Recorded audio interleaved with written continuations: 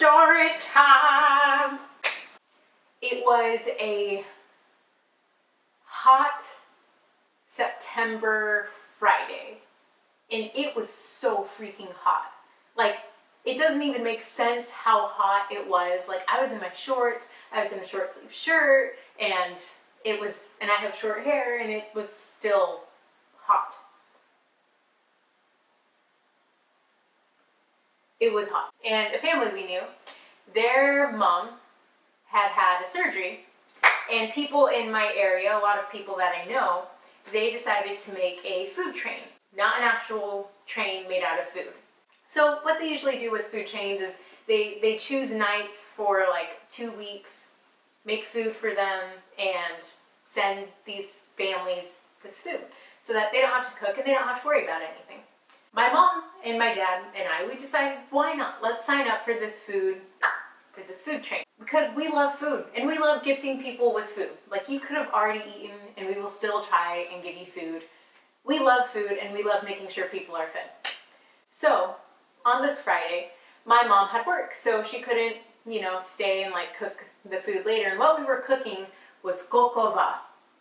Now, if you haven't had kokova, go look up what kokova is. I'm sure you will fall in love just at the description of it.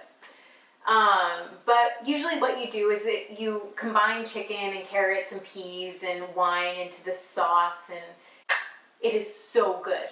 It is so good. But my mom had work all day, from like 10 in the morning to like 5 at night. So she couldn't stay here and, make the food. So she's like, I'll put it in a crock pot. So she puts it all in the crock pot, and it starts cooking and stuff. And she tells me, can you keep an eye on it? Make sure it doesn't burn and nothing weird happens with it, just anything like out of the ordinary, like it doesn't overflow or anything like that. And so I said, yeah, why not? I love food and I like watching it being made, so why wouldn't I, watch it?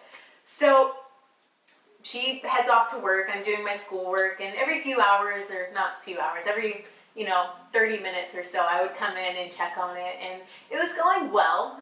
But there was one thing. The sauce that it's usually, made with, it's usually like thicker and kind of creamier. It's not a natural cream, but it's saucy. It's a sassy sauce, but it wasn't its sassy self. It was watery, and it doesn't ruin the dish completely, but it changes it. It's not like a vital, like, boom, like the entire dish is destroyed. It's a small little thing, but it changes it. So I was staring into this crock pot, and I'm like, I don't really know how to fix this. I don't want to start adding stuff and then ruin the dish, and that would just suck. So I'll just leave it. Hopefully it'll fix itself, and if not, Mom will be able to fix it. So it's like 5:30. My mom gets home. We're getting the food all prepared, and she looks at it and she's like, oh my gosh, it's too runny. I've already added cornstarch and all this stuff, and it's not really working, but it'll be okay. It will work. So we're putting the food into these pans. Now, something you should know about us is we usually cook large quantities of food.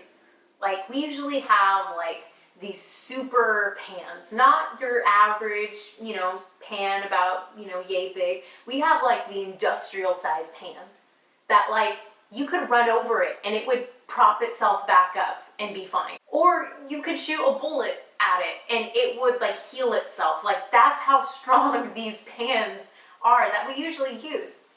But the family wasn't a really big family, so we didn't need industrial size super pans. We needed your normal, average, everyday pan. So we got pans about yay big. They weren't the sturdiest pans. Like, they you could feel it.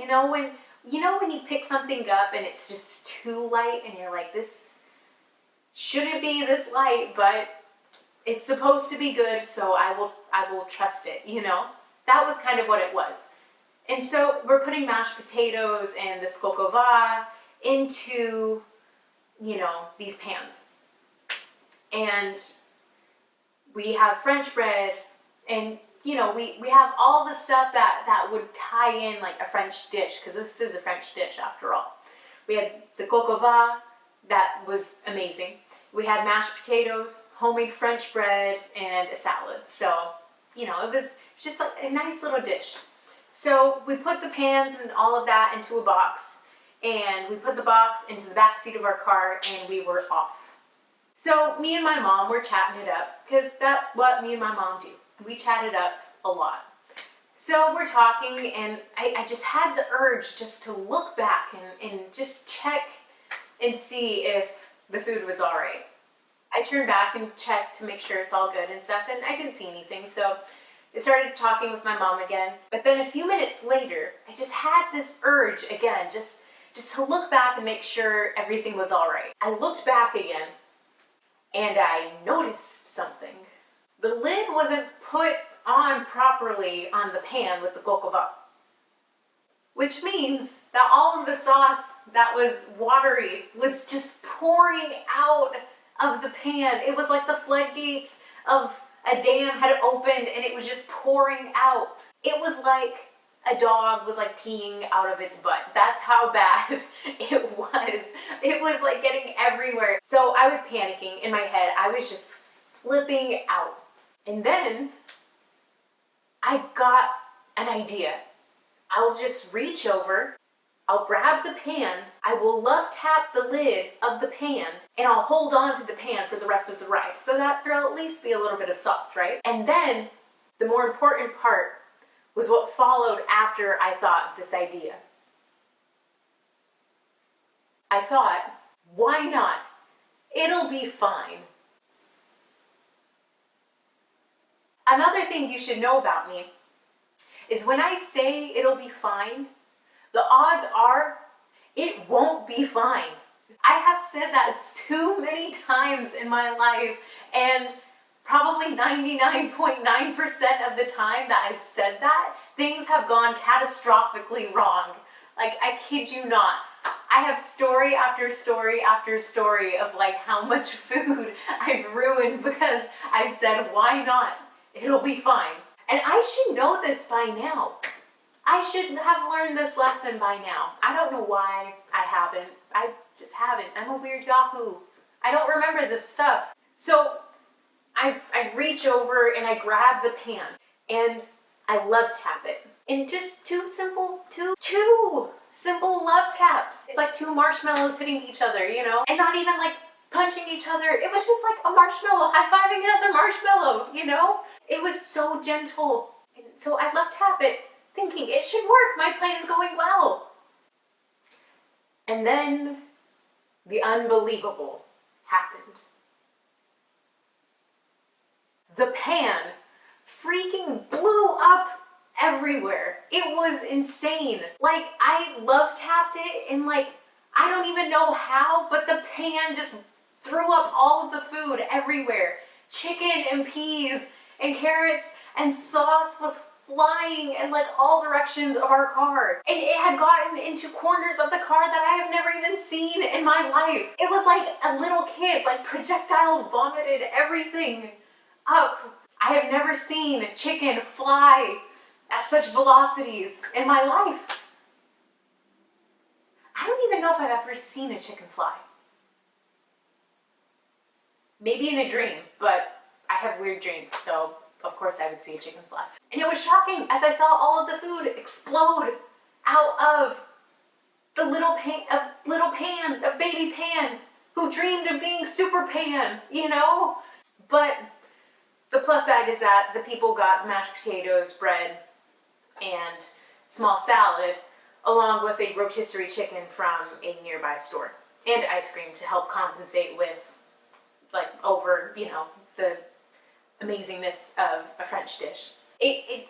And we were laughing our heads off as we're driving home in our car, still processing what had happened, as the smell of food drenched in the carpets in a hot car was just steaming up into our noses.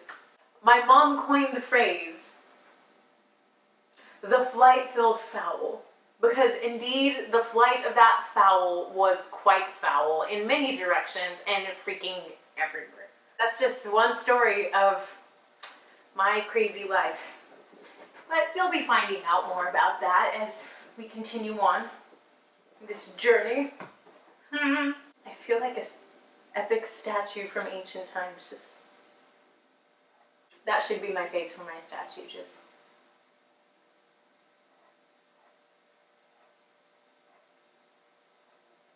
I don't even know what this looks like. It probably looks like the worst face that I've ever made, but who cares? We're going with it.